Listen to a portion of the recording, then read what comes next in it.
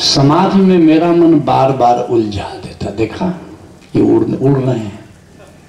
अब समाधि तो लगेगी, कैसे लगेगी? कृपया मेरा मार्गदर्शन करें।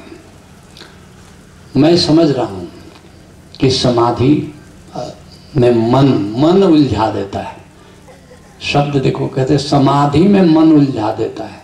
नहीं, समाधि में मन रहता ही नहीं है तो मन क्या उलझाएगा? मैं समाधि की बहुत सरल टेक्निक बताता हूं। और एक बात और तुमको बता दूं, 1990 तक समाधि की टेक्निक नहीं खोजी गई थी। ओशो ने 1989 में अर्थात विदा होने के एक साल पहले एक प्रवचन दिया। वो प्रवचन जो पूना से पत्रिका निकलती थी, ओशो टाइम्स, उसके मई 1996 के अंक में वो प्रवचन छपा है। ओशो उसमें कहते हैं कि बहुत ही शीघ्र समाधि की टेक्निक खोज ली जाएगी और हजारों लोग समाधि को उपलब्ध होंगे। जब मैंने पढ़ा तो मैं चकित हुआ और मैंने सोचा कि ओशो क्या बात कर रहे हैं। बहुत शीघ्र खोज ली जाएगी तो एक बात तो स्पष्ट है कि अभी तक तो नहीं खोजी गई, तभी तो कह रहे हैं। और जब ओशो तक, बुद्ध से लेके महावीर से लेके कबीर से लेके ओशो तक अभी तक समाधि की टेक्निक नहीं खोजी गई। जिसको होता था।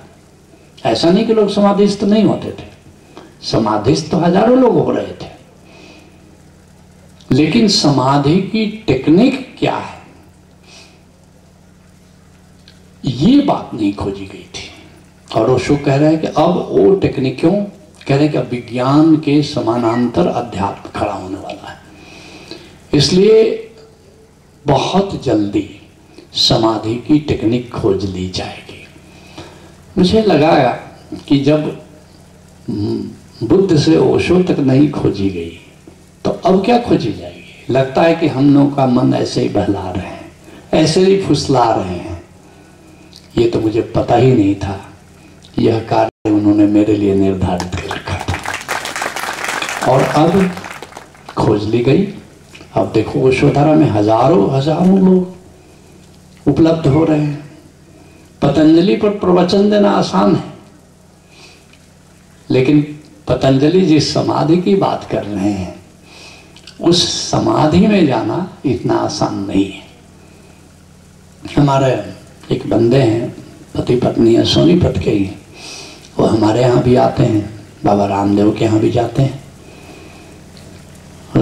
चर्चा में उन लोगों ने बताया कि हम लोग ओशोधारा से हैं। क्या कराते हैं वहाँ? मतलब कि वो समाधि कराते हैं। बाबा ने पूछा कि सीख के आना तो हमें भी बताना कैसे कराते हैं। समाधि पर प्रवचन देना और बात है, लेकिन समाधि में जाना बिल्कुल और बात है। जब आंख बंद करते हो तो आंख बंद करने से नहीं होगा। बहुत से लोग ध्यान के नाम पर केवल आंख बंद करते हैं, ध्यान नहीं करते हैं, बैठ जाएंगे ऐसे जैसे बगुला भगत बैठा है।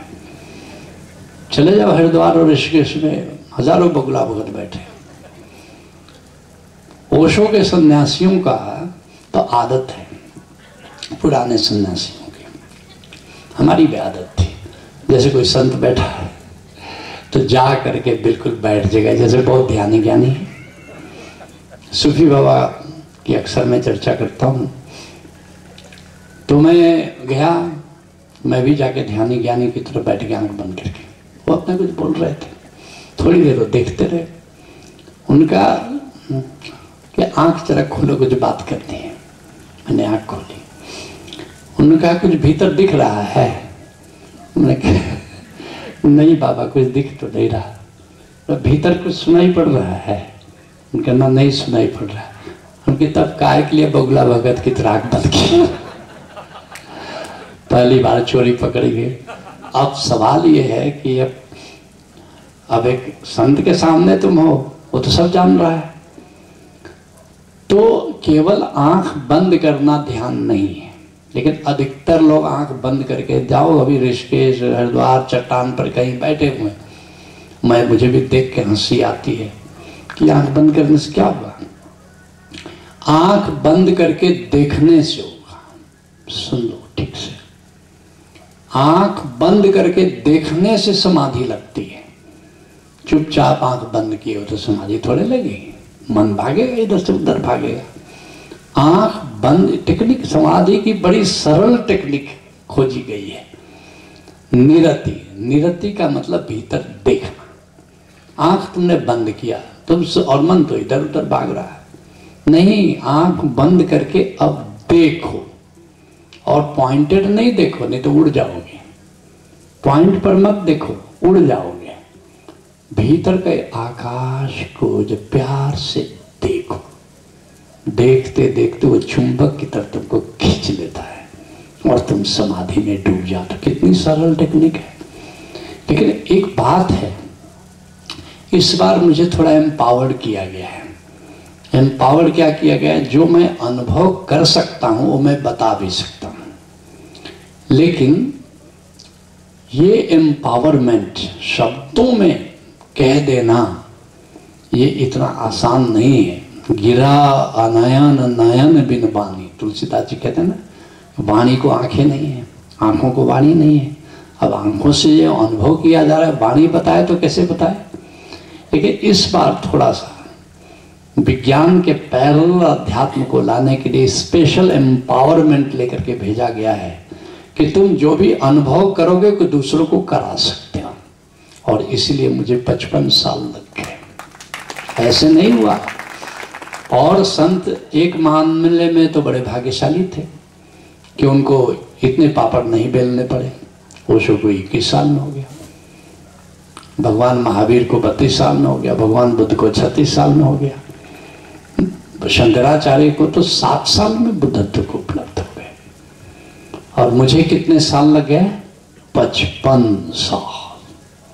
मैं पीड़ा को जानता हूं, मैं साधकों की पीड़ा को जानता हूं। साधक कहाँ अटक सकता है, कहाँ भटक सकता है, इस पीड़ा को मुझे पता है। तो इसलिए मेरे लिए अब मुझे खोजना पड़ा कि अंतिम व्यक्ति भी अनुभव से कैसे गुजरे। अंतिम, मैं जब लेक्चरर था स्कूल ऑफ माइंस में, तो वहाँ भी फर्स्ट ईयर में क्लास मुझे दिया जाता था ताकि तुम बताओ। और वहाँ मैं यही क्राइटेरिया रखता था, जब तक अंतिम छात्र नहीं समझे तब तक मैं आगे बढ़ता ही नहीं था। इसलिए इस बार ऐसी टेक्निक्स खोजी जा रही है, समाधि की, सुमिरन की, साक्षी की, ध्यान की, ताकि अंतिम व्यक्ति भी उसको समझ ले। इसलिए समाधि की टेक्निक तुमको बता रहा हूं कि आंख बंद करके रहने से समाधि नहीं लगेगी। आंख बंद करके देखो, देखो उस आकाश को, देखते रहो, देखते रहो, देखते रहो। और देखते देखते देखते देखने वाला खो जाता है और समाधि लग जाती है। लेकिन अधिकतर लोग क्या करते हैं? आंख बंद करके इंतजार करते रहते हैं कि समाधि लगेगी। समाधि कैसे लगती? तुम तो देख तो रहे ही ना। लोग सोचते कि आंख बंद कर लिया तो देख रहे हैं। नहीं नहीं, आंख बंद करके देखना, तुम करके देखना। मुझे समाधि में जाने में 2 मिनट लगता है, बल्कि उससे भी कम। क्यों? क्योंकि टेक्निक पता है, आंख बंद करके देखना। अच्छा, मैं जो देख रहा हूं वो तो आत्मा है। अब तुम देख रहे हो तुम्हारे लिए आकाश, मेरे लिए आकाश नहीं है। आत्मदर्शन ध्यान है और आत्मा में डुबकी लगाना समाधि है। जो तुम देख रहे हो तुम्हारी आत्मा है। और अगर भक्त कहेगा कि ये प्रभु के चरण कमल है, नाम की बात है और ठीक भी है। प्रभु का चरण कमल तो आत्मा है। अब सिर कहां तक फैला है? कोई देख सकता है? परमात्मा का सिर कोई देख सकता है कहां तक है? चरण कमल तो देख सकते हो ना। इसलिए तुम भक्त हो तो प्रभु का चरण कमल समझ के देखो, तुम ज्ञानी हो तो अपनी आत्मा समझ के देखो, मगर देखो तो सही। और देखते देखते तुम देखोगे, तुम बड़े प्यार से उसमें डूब जाते हो। आत्मा में डूबने का नाम समाधि है। लेट्स